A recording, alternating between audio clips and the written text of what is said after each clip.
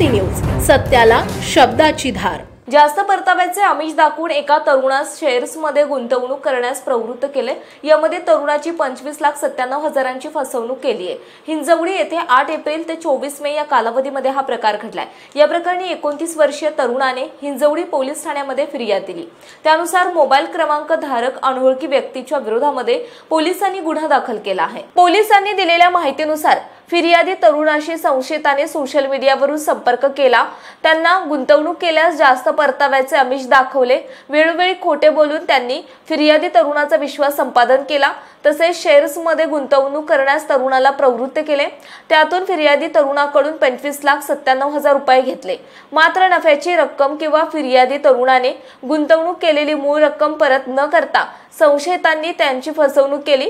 वरिष्ठ पोलीस निरीक्षक ऋषिकेश घाडगे तपास करतायत। पुणे तसेच पिंपरी चिंचवड परिसरातील महत्त्वाच्या बातम्या पाहण्यासाठी आजच आमच्या डिजिटल PCMC न्यूज चॅनलला सबस्क्राइब करा आणि बेल आयकॉन प्रेस करा।